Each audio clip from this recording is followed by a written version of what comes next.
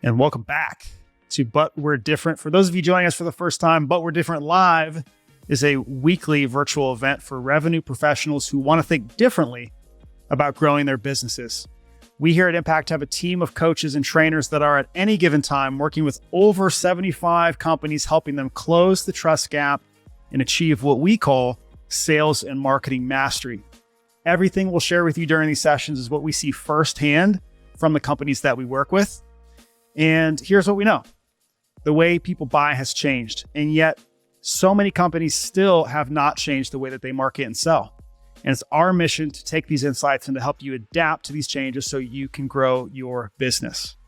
My promise to you is that you're always going to leave here with actionable takeaways that you can do immediately in your organization to improve your current growth strategies and execution. Thank you for being here with us. We know there's many different ways you can be spending this time, but the fact that you're spending it with us means a lot. So, Nick, let's do it.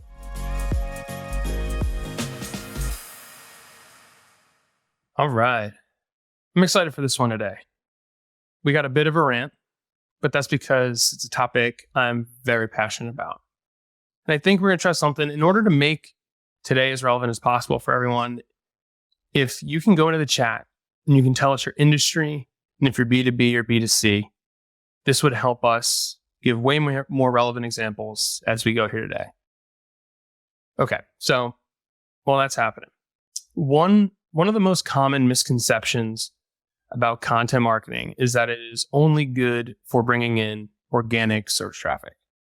And one of the most frequent complaints we hear about content marketing sounds a whole lot like, I don't have time to wait 6 months before this thing starts to work.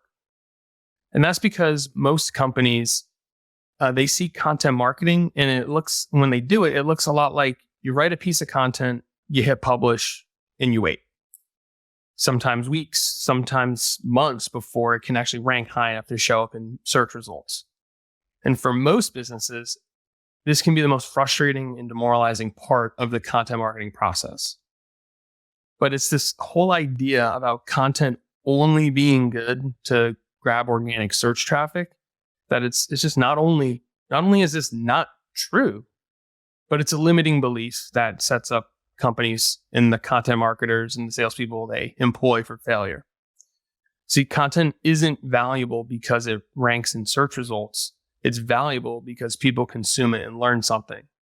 So when you hear people say, I don't have time to wait 6 months, they're viewing this as a one-dimensional challenge that is to get Google to distribute your content for you, and not through the lens of how do I intentionally get this content into the hands of people who need it most. And that brings us to today's topic, assignment selling. So we need to begin in the beginning though. So Will, frame this up for us. What is assignment selling? I beat you to the punch. You did. You were so excited. What is assignment selling?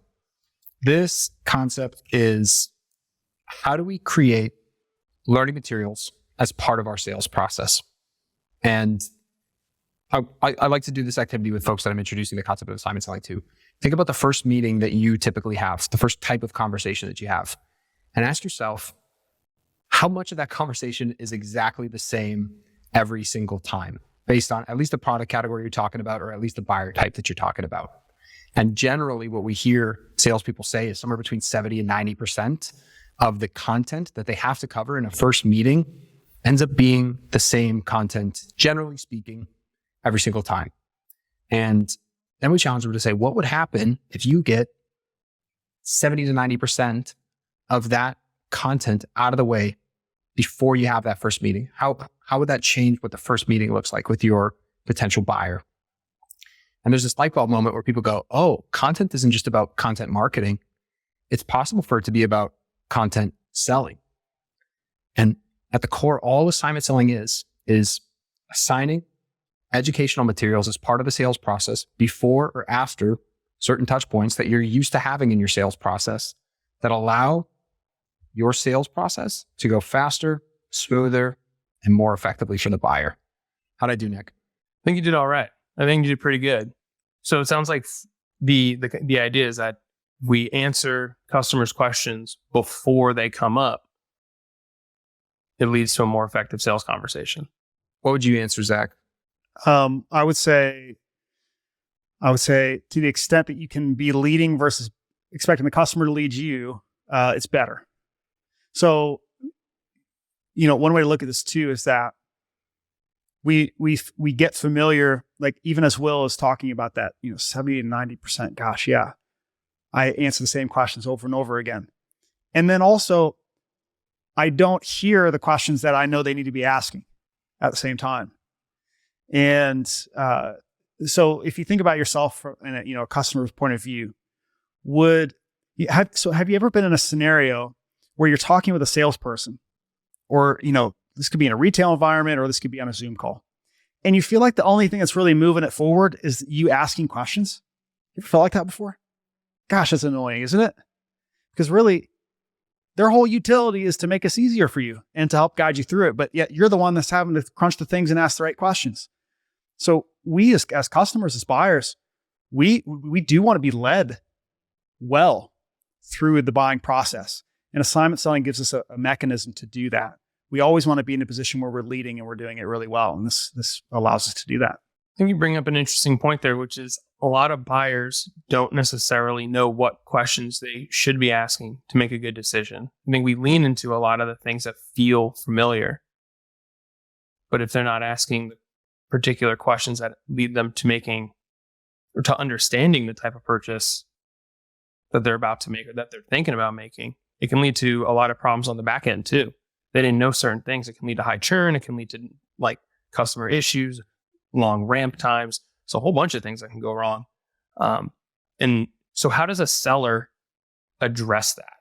Well, the first part is you need to acknowledge the curse of knowledge that you have about the thing that you sell. So for a lot of the people that you might be dealing with, they either don't buy that thing a lot, right? Not nearly as much as you're selling it, or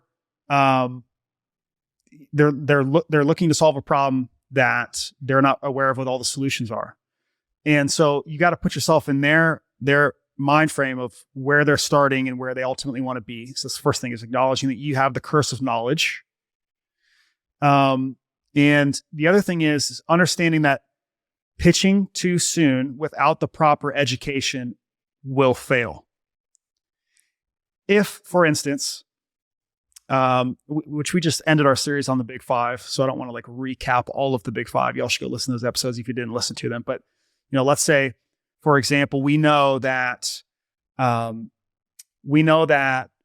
perhaps what I'm selling, there's a very popular competing option for that thing. Well, if I wait till the later stages in the sales process to address that thing, so I just go in and start pitching my solution and I don't address that there's alternatives, whatever, what happens later on when they become aware of those alternatives? They're going to slow me down. So it's actually my job to get ahead of, here's the things you need to be thinking about now and the decisions that you need to make and blah, blah, blah, before I ever pitch anything that I've got. So acknowledge that you have the curse of knowledge, and then ask yourself, what are the decisions that somebody needs to make before I ever even present my solution? Can I jump into that, Nick? So Zach's basically giving people the parameters here of starting to check yourself on, how do I make sure I help someone, I act as an advisor to them through a decision-making process, rather than come and sell them something way too early in my sales process, which is exactly a question I challenge buyers with or salespeople with is, if you were in your buyer's shoes, what would you want a salesperson to be to you to make a decision like this? And they'll go down the route of I want them to help me with the consideration set. Basically the Big Five, to Zach's point. And then I also want them to tell me at each stage in the process what my questions and considerations should be along the way. Now that I'm here, what should I be asking myself? What should my team be talking about to be making this decision, or my family, depending on what we're selling? And we essentially want to give people the level of trust that says, I'm down something that feels like so much of a well-beaten path that I can sit in shotgun, trusting that my driver, the authority that is advising me through this sales process, is going to bring me to a point of at least knowing if I should get out of the car and make the purchase or if this thing isn't right for me. So I think this is a high like prerequisite before we can go to assignment selling. We have to position ourselves as being a trusted advisor, someone that's educating someone through a decision, not someone that's selling someone an offering. Zach brought up an interesting one, which is like as the business, we sell the thing all the time. So you suffer from this curse of knowledge that you're going through this process so often, there's really no concern for you. But when I look in the chat with all the industries and the business and the types of sales that the people here are running, they're all very infrequent purchases. The people who buy these things buy them once in a while, and they're relatively large ticket items. And so I think a lot of people here will resonate with this idea, which is like when you get on that sales call, and Will, you said it, right? 70 to 90%. What does that actually feel like? So like when you get on that sales call, and especially the first one, and you get asked that question, you're like, okay, like this tells me they're probably not ready to buy. They should probably know this information already. And then you do it again later that day, and you do it again later that week, and you have those same moments, right? Like that's really where the power of this comes from. So paint a picture here. What does that look like? Like how does someone start to begin to implement some of these things? What does that actually look like for someone who's running a sales process that has these common roadblocks or these common things kind of pop up for them frequently? Let's take a specific example. So let's say I'm John and I'm doing B2B video production services. And so I know that in order for me to be successful, I need to paint an adequate picture of how much somebody should spend on video before I ever give my pricing. Because if, let's say, I'm going to end up prescribing 5 videos, can be $10,000, that could be sticker shock if they don't have the proper education beforehand. So you know what? Before I even talk about costs and stuff like that, I'm going to be I'm going to be auditing. What do they need to know to justify the spend? So perhaps I can get them content on what's the ROI you can expect from videos.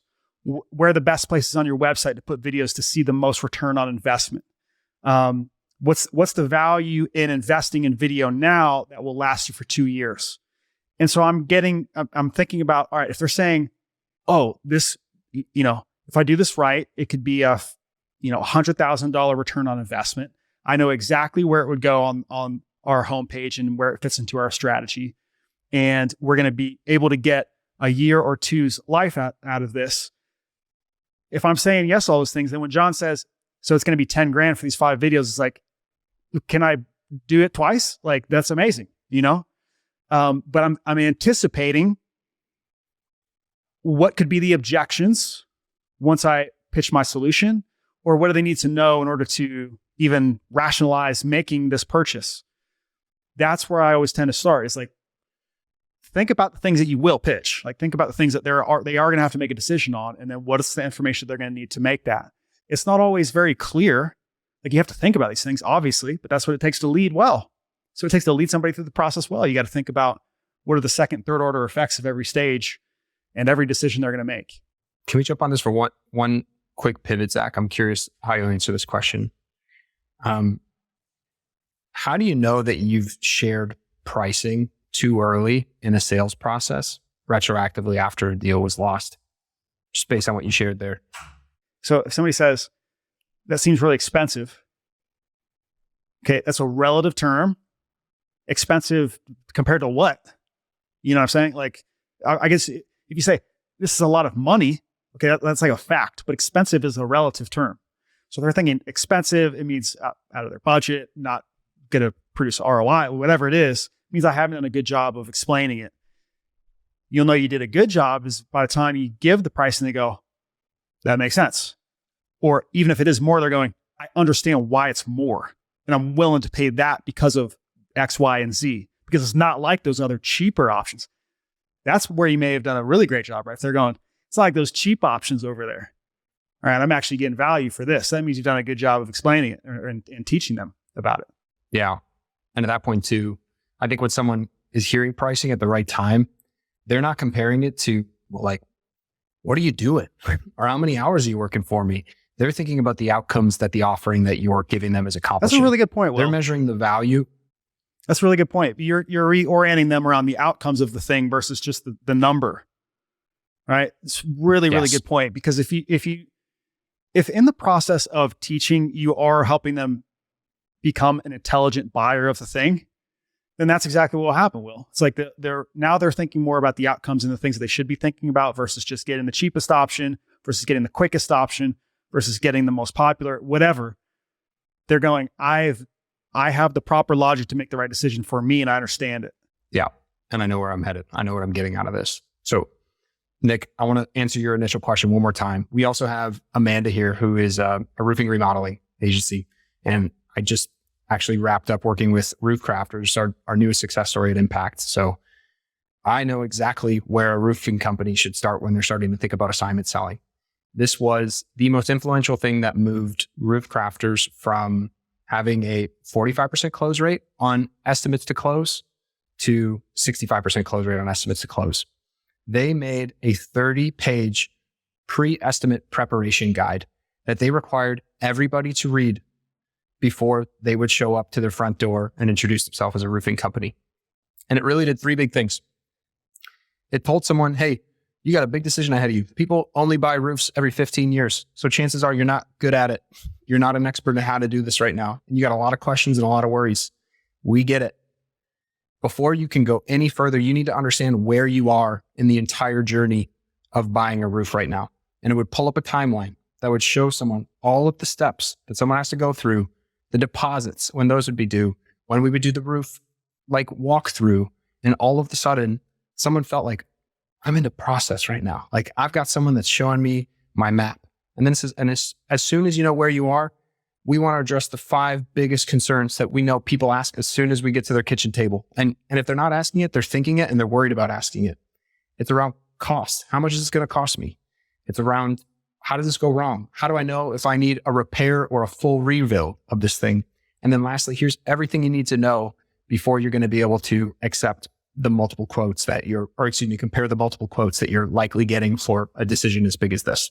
We want you to feel like you know exactly what you're looking at when you're comparing a roof quote to another roof quote, because there's a lot at stake and not all roofing companies are created equal. And this was a document that they started to send every single time with a video with the estimator saying, hey, my name is Will Schultz. I'm the roofer that's going to show up on your front doorstep in 48 hours. I'm looking forward to meeting you. I need you to read the guide below before we get there. It's going to set us up for a 20-minute inspection rather than a 45. And it's going to make you feel way more confident about the purchase that you're about to make. It was mind-blowing for them. And it also made, as an aside, they got to repackage that 30-page document into 10 amazing articles for their website after they were finished making it. This does a few things, right? So let's call out each one. One is it addresses the fears and the worries that a buyer would have when spending a ton of money on a thing that they don't really know much about buying. So it makes just that whole experience way more comfortable, makes it way more confident. And it sets you apart from anyone else in your space that they're probably looking at by a mile, right? A lot of people would just come out and say, hey, we're going to give you a quote. Here's the information. Go talk to your spouse or go talk to whoever and let us know if you want us to rebuild your roof. It's a way different sales experience. So like you said, there's the element of being a guide. But let's dive into the assignment part. I think that's where a lot of salespeople get hung up. So there's right ways and wrong ways to do this. Go into that a little bit for us. So here would be the wrong way. So I've got a few articles here that our marketing team produced that I think you might find interesting. Give those a look. Now you might laugh, but that's actually one of the most popular assignment selling emails that I've ever seen. After doing this for quite a few years, you don't give people enough instruction. That's what they think assignment selling is, right? Here's some stuff our marketing team wrote that you might find interesting. That's where we go, because we weren't really trained on how to do this properly. In order to get yourself into the position of guide and teacher, so first you need to understand that that's earned. It's not like just automatically bestowed upon you. Like it's a feeling that you would get. Getting in that mind frame and then making the thing, the homework, the assignment, whatever it is, actually appealing to do. Okay. These are the two things you have to do if you want to take that position of teacher. But remember, if we get the position of teacher, we have unique rights. We get to assign them homework. Okay. But you have to earn it. So the first thing is, if you're going to be the guide, if you're going to be the teacher, then that prospect, that customer needs to feel about you that you care about them and their decision. Now, I'm not saying you need to write them a love letter. I'm not saying you need to go stalk their LinkedIn and find out personal details about them and like bond over something. You just need to be able to say things like Will just gave us an example. You're about to make a really big decision on a roof. And I want to make sure that you don't make any mistakes in the process of buying this roof, even if it means you never buy from us. Okay, a few short sentences there that automatically put me in the position of, I do care about you and you making this decision. Of course, you need to back that up, right? If you're gonna come up with an empathetic statement like that, you're gonna have to be empathetic. That's the first thing, right? That's how we earn perhaps the position of teacher. Then we have to make the thing valuable. There has to be value behind it. So rather than saying, I think you're gonna find these couple of videos interesting, I'm gonna say, I have 2 videos for you that are really important.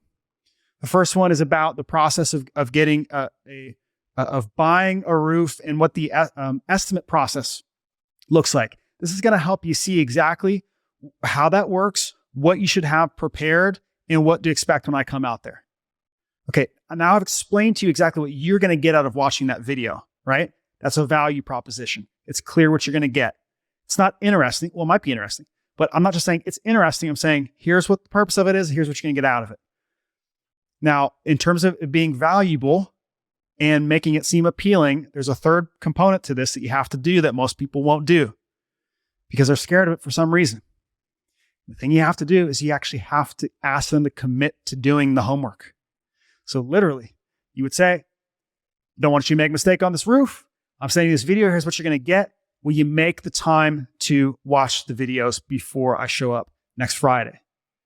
Now, trust in us asking them to commit to it. I want you to think to yourself, what are we implying about the value or the quality of that content when we say, I need you to do this? Well, it must be important, right? Or else I wouldn't be asking you to commit to doing it. Once they've said yes, whether they do it or not, the likelihood of them doing it is way higher once they've said yes. So that to me is like the architecture of a great assignment selling pitch. Of course, you have to train on that, get a role play it a bunch to be good at it, because it doesn't just roll off the tongue. But once you have those 3 things, that's assignment selling in a nutshell. Yeah. You have to, so for you to want to make people commit to your content too, you have to be proud of what you're sending to people. It's funny how often I ask salespeople like, hey, what do we got in the hopper on how we're starting using assignment selling? We're like, oh, we're using these few articles that our content manager made. And I was like, on a scale of 1 to 10, how proud are you to share that with your buyer? And it's usually crickets. And they're like, I'm like, you feel like you're asking for a favor right now? Are you sort of like begging them to do something that you were told to do? And usually I was like, well, honestly, yeah, I kind of am. I don't really know how this is going to impact the goal here. And there's something that I challenge people to do because I've seen this done the wrong way. It's a heck of a lot easier to make a tool that's just for a salesperson ahead of a meeting and then figure out how to turn it into an article on the website after the fact than it is to go write a blog that lives in your learning center and tell a salesperson to find value in using that piece of content consistently in their job. And I'll tell you why. When I receive a blog from someone that they're like, hey, check this out. I'm like, man, this is publicly available information. I could have found this without talking to you, which must mean it's not timely. It's like for everyone. And so it's not for me, a buyer. And I'm already inherently not going to take it as seriously as I would need to, which is why I'm pushing salespeople to focus on making assignment selling content that feels timely and specific. Timely meaning you should make something that's ahead or after a conversation, like a touch point in your sales process that you're used to having. Like this is the prep guide that people only see 7 days before their roof inspection. Or this is the thing that we follow up with people after they get a quote from us. And all of a sudden they feel like this is something that makes sense for them because of where they're at. And then I share specific on, we should be able to break these things down by either product type that we're talking about, customer type that we're talking about. So people feel like this is content that's made specifically for them and makes sense in their sales process. If you have one piece of content that every salesperson uses consistently, that's better than having 10 things that everyone's trying to figure out how to use, but no one actually uses ever, because it probably is not making an impact on KPIs in your sales metrics right now.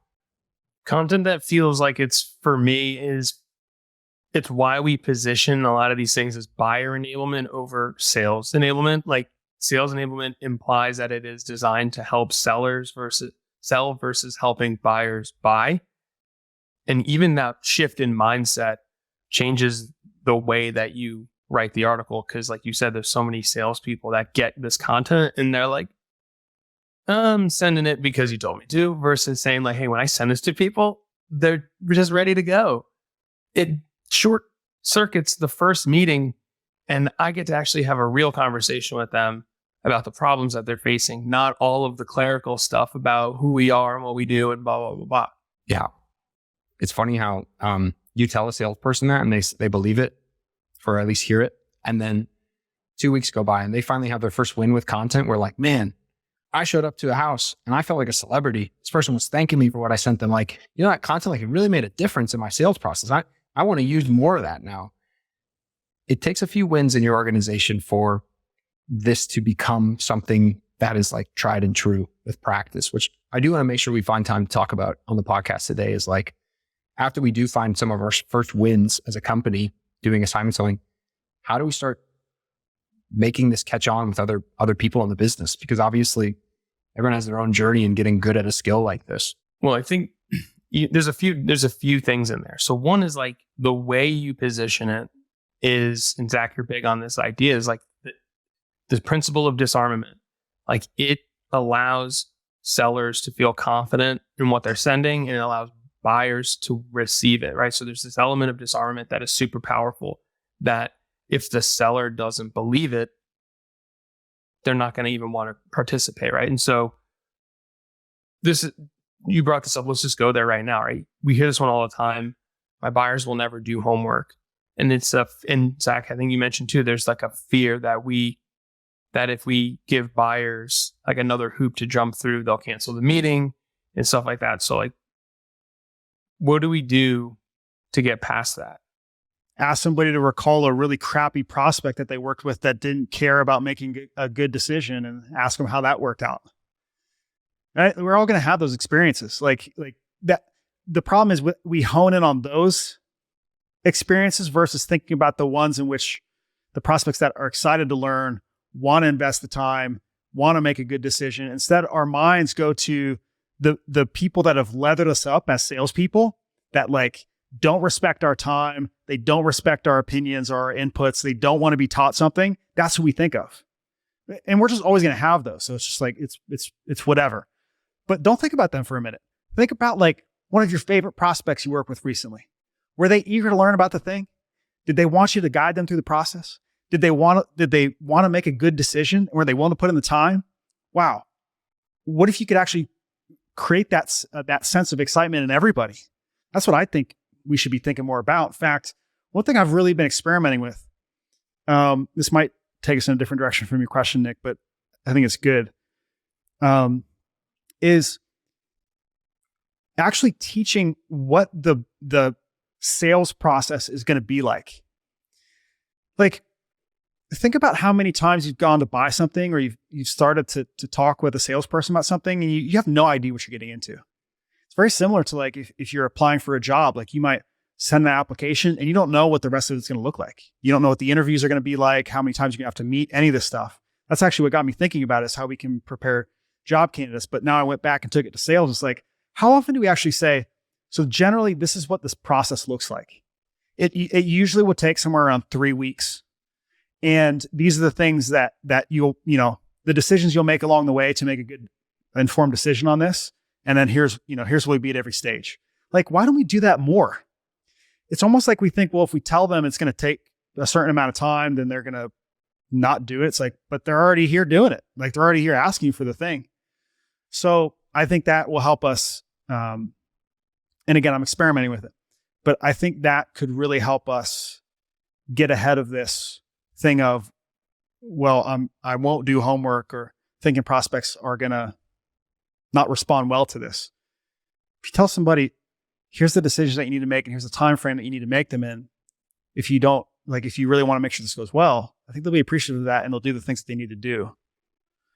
But you bring up a really great question, Nick, because I've heard this many times. I can't ask people to do homework. I sell, birdhouses. And it's just like, well, there's bound to be people who really want to get the right birdhouse, dude. And you want to be ready when they're asking those questions. So think about that person.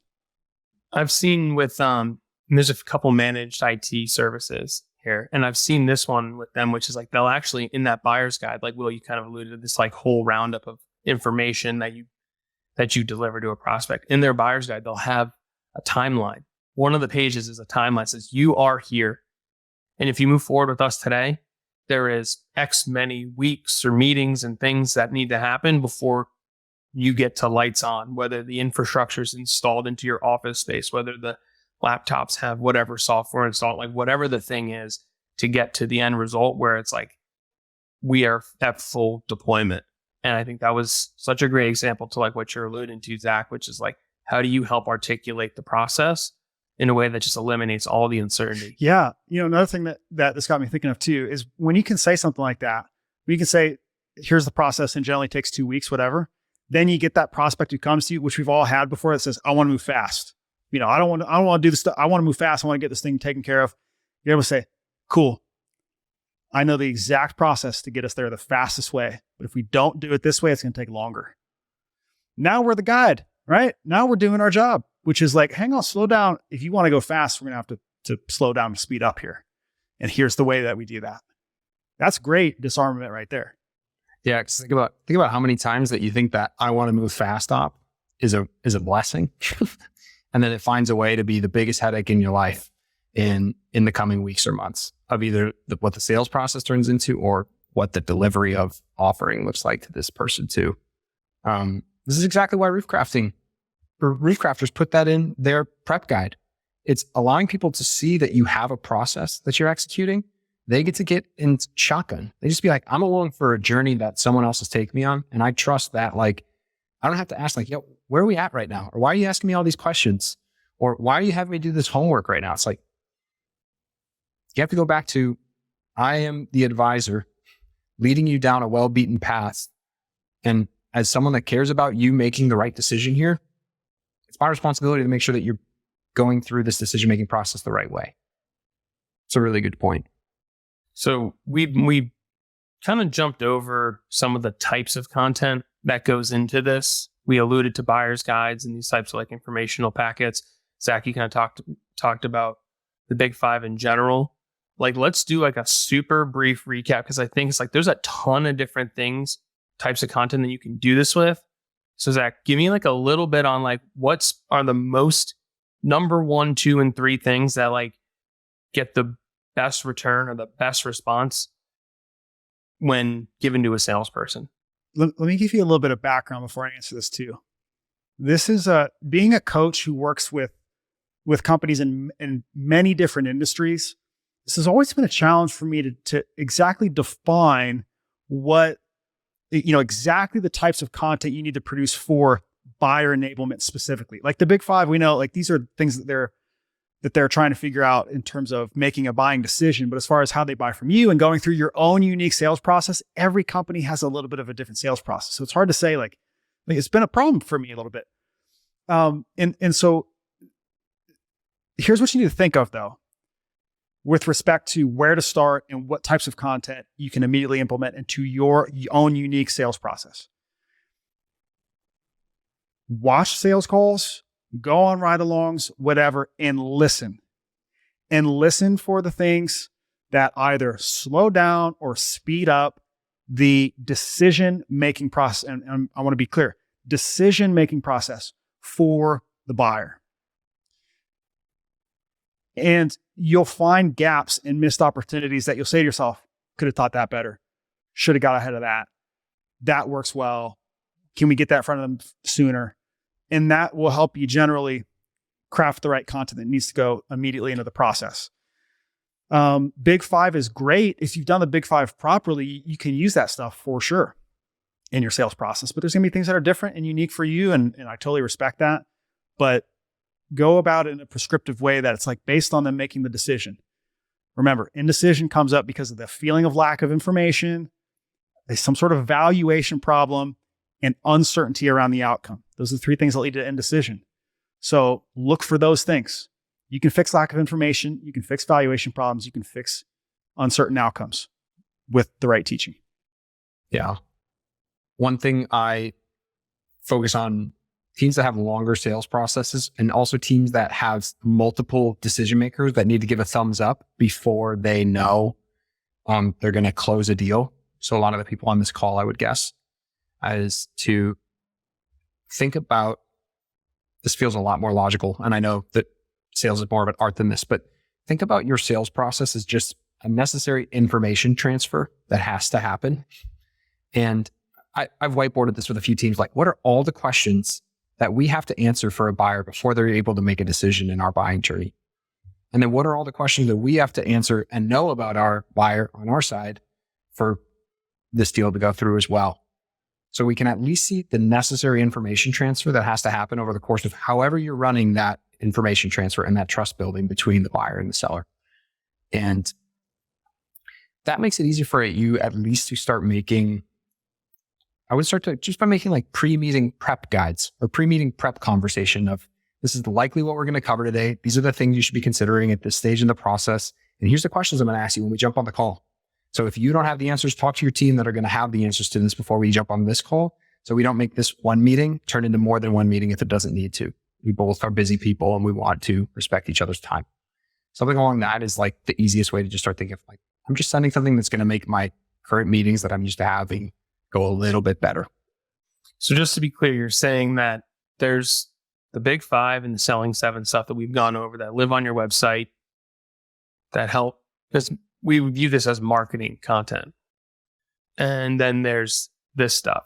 It can like help clarify that, because I think that might be a little confusing. It's like, is this stuff like these buyer's guides? It includes this type of information. Like, help make that super clear as to like, is this separate? Is it the same? Because I want to make sure it's like, if someone tried to do this right now and they said, hey, marketing team, like, we're doing this. Like, are we already doing that with this other stuff? Like, help make that super clear. Yeah, I'm curious what Zach would say on this. But what I would push a team to do is, it's going to cover a lot of the same information. And oftentimes, if you send someone the cost article from your website, it's not going to be specific and timely enough to your sales process. And I would challenge you to find the version of it that would make more sense in your sales process, even if 90% of the words ended up being the exact same thing. And to go back to a point I made earlier, like, I find it's easier for companies to go make the sales tool first. It's like, this is how I would want to tee someone up 3 meetings or 3 days before I'm going to have a meeting with them about these topics, and then turn that into a Big Five piece of content on your website after the fact by duplicating the piece and turning it into a more generalized article. But having your sales tool be like, hey, this is what the first line should be. In the coming days, we're going to be having this conversation, and you deserve to have these questions and considerations before our meeting. It has to do with cost. It has to do with your problems you're probably considering right now. It has to do with the other options that you're comparing here. So this is a roundabout way of saying it's likely covering the same content that deserves to be on your website too. But I would challenge you to package this in something that is only used as a sales process, because your sales team is going to find it much more valuable and specific to them. And the buyers are going to be taking it more seriously rather than getting an article living on your website put into an email for them. The trickiest part about the question, Nick, it's a perfect, almost a perfect question, because it doesn't have like any one answer. Because sales processes can be so vastly different. A sales process could be 5 years. Sales process could be 5 minutes. So the goal again is to just get ourselves into the position of guide and leading. And I think you just have to look at any specific part of this experience, this journey that a customer is going through, and go, how do we equip them better? That's why I love going and looking at people's sales calls. If you can't if you're not doing virtual stuff, go on a ride along with your salespeople, like something, get in the room where you can hear this interaction happening. And if you're a third party, it's easy to pick up on certain things that are happening. Like I use this example all the time. I was working with a company, helping them with some recruiting stuff. And in their initial, wasn't even an interview. It's more of like they're pitching like, hey, come and work for us. They would talk a little bit about how much they pay. And the people would be like, there's no way. Like you're clearly lying. Okay. What does that show you in that moment? Hadn't positioned themselves as a teacher because they're saying the teacher is wrong. Okay. First part. Second part is we're not teaching good enough about compensation if we tell them and they don't even believe it. Okay. So for that specific touch point right there, we know there's two things we got to do. Earn trust before we have that call. Get them familiar with why we're a top pay provider and how that compares to others in the industry. It's that level of detail you have to have an inspection of that interaction with the customer to do this well. It's just saying, what should we produce for sales is just a massive question. All right. So I'm hearing this. I'm going to say it back to you. This is so make sure I heard you right. There's the content that helps somebody want to consider you, right? The things that build trust with your company or you as a person in order to want to even talk to sales. And then there's the things that sales needs to do in order to continue to close the trust gap, right? In order to continue to build trust with the buyer, in order to make it easy to want to buy. And they're two very different things. And yes, there's certainly some overlap here, but they are different in the way that we approach communicating with the buyer. I think you did pretty good. It's part of the problem is we're always trying to drive this wedge between sales and marketing, and it's all just communication with people that are looking at our businesses.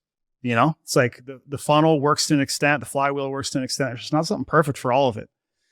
But looking at the communication, just like with our marketing stuff, we want to be as helpful as we can be. We want to build trust. Same thing with sales process. Looking at the same principles. Always comes back to the same principle, which is, what do you need to do to build trust? And I like the way that you position it. Something that we talk with Chris Dupre is another head coach and our chief strategy officer here. Is he's always saying map out the decisions that someone needs to make in order to complete the purchase. If you map that out and you focus everything around that, you're going to close more business. You're going to shorten the sales cycle, right? All of those things are going to continue to happen. And assignment selling is essentially the mechanism, or it's like the tactic that we use to move the content from living in our Google Drive and in front of the eyeballs of the person who needs it the most and actually getting them to consume it and learn something. Okay, so we get a lot of pushback from salespeople because it just feels like a lot. So give me some basic things. I think everyone who's listening is probably we love to create this content. We want to do this. We want to support the buyers, but it's the mechanism of getting the salesperson to take the action. I think we kind of touched on this a little bit, but where's the easiest place to start for a business who wants to just take the very first step in assignment selling? Or create that change in the company too. I think that's just a bigger thing, whether you have one salesperson or 50. Yeah. First step actually has nothing to do with assignment selling. First step is earning the position of guide and teacher with your sales team, actually. Right. So this is actually an assignment selling principle in getting people to adopt assignment selling. And what you definitely don't do is go and say, you're not doing a good enough job of teaching. You're not doing a good enough job of getting ahead of objections. I've got your silver bullet. I've got the answers here. This is what you're going to do. That's the quickest way to fail with getting your team to adopt assignment selling. It just doesn't work. You really want people to embrace this? You say, y'all are great sellers. And there's ways that we could get better. And that's the type of team that we are. We're always getting better. And one thing that we can always take a look at and do better is how well we get ahead of objections, how well we're answering questions and things like that. And we want to give you all the tools that you need to get ahead of objections before they come up and to spend less time teaching and more time selling. Let's talk about if this would work for us. And then you give them the option to decide whether or not it's going to work for them. If you want to do that, here's a quick way to do that. Well, I wouldn't say most. There's a fair amount of sellers these days that love things like brochures and using pages of the website. Y'all ever interact with somebody like that? They love sending stuff. Of course, we know the brochures and the pamphlets and things like that. It's pitching. It's pitch materials. It's not prescriptive in helping somebody navigate a buying decision. But why do they send it then? Right? Like, what's the motivation behind sending it? Well, they think they're being helpful. They want to get options in front of people. They want to help them progress. And they want to take the burden off of themselves. They don't want to have to sit there and walk you through a brochure. They want you to have it so you can go through it on your own time. Guess what assignment selling is? It's giving people information they can consume on their own time. You don't have to teach it, right? You can take the burden off you to teach it in that call. It'll give them a sense as to what their options are, helps them make some movement early on. This is no different than what you've been doing. It's just different type of content. We're just going to use that at different times. And generally speaking, you'll make some progress there. But so that would be my 2 tips, right? First thing is earn the position of guide and teacher first before you tell somebody they need to do something different. And second being teach it to them using something they already know. You added like a 1.5 in the middle of there, Zach, that I think is important to highlight.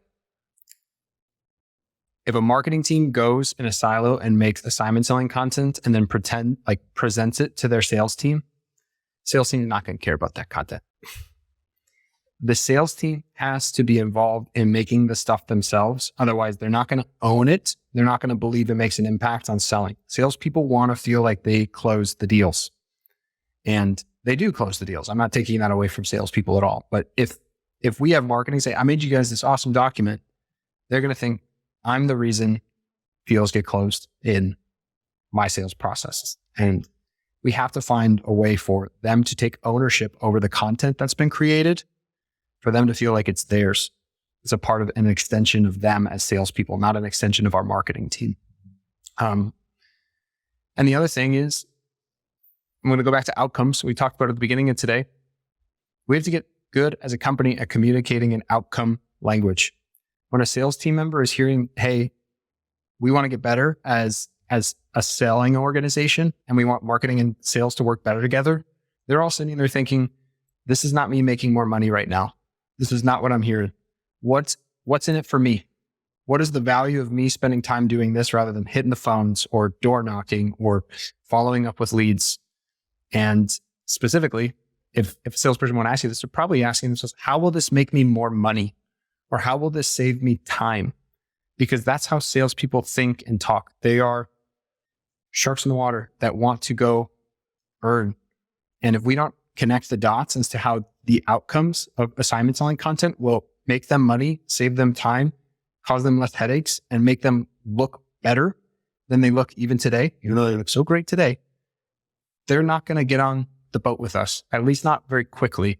And then you're spending months just waiting for somebody to have a win that we can go share with everyone else and get them to buy into changing up their style a little bit more. And I've seen sales teams get behind this in weeks and do really well, like 3 weeks later. And I've seen sales teams that have been at it for 3 years and are still not there, are not bought into this being something that's making an impact to their company. And those companies are in the same industry as each other. It's frustrating. Comes down to sales leadership. We got to do an episode on that. That comes down to sales leadership. If it's taking years, that's the difference. That's the difference, y'all. Isn't that crazy? A team that embraces this in weeks versus a team that takes years to embrace it. You look at the difference in leadership, and that tends to be the thing that makes the biggest difference. That's where the stuff starts. Yeah, I almost said that and held it back to keep this about salespeople, but that's not on the salesperson. Yeah. You called them sharks too, which is pretty cool. Let's take 1 second on something you said, stuck out, and I think it bears repeating, and then we're going to close this one out. So, Will, you said marketing people create in a silo and hand it over to your sales team. Not only is that a bad idea for all the reasons you said, but it's not going to sound like the way the salesperson says it. You can't create it without the input of the salesperson because it's not going to use the language that they use to describe the thing, how they answer the question, how they go through it. It's gonna be a total miss without their input. In most companies, marketers don't have the answers to the questions in the same way that salespeople, the subject matter experts will, but marketing has the means to create the content. So it cannot be done. Or you're going to Google it and you're going to get the same old regurgitated answer that compiles the answers from 100 other sources, or you're going to run into ChatGPT. So great point. So with that, we're going to land this plane. And every week when we land this plane, you guys get one more chance to jump up and down on your soapbox and tell us how to think different. And today is how to think different on assignment selling. So Zach, final thoughts. I would say the final thought for any of us is to go and audit how well we are leading our folks through the sales process versus selling to them, because there's a difference. And while many of us might be able to come up with a different definition of those things, they are clearly different. I think we could all agree those are different things. That's how you really need to be thinking differently. Our job is to lead people through a buying process versus, push them through our sales process, push them down our funnel, whatever it might be. And assignment selling is just one vehicle that helps us do it. Love it. Will? Here's my final thought. If today you don't feel like you can go take action on this immediately, you're likely overcomplicating assignment selling. This is not something that should be difficult to go try out.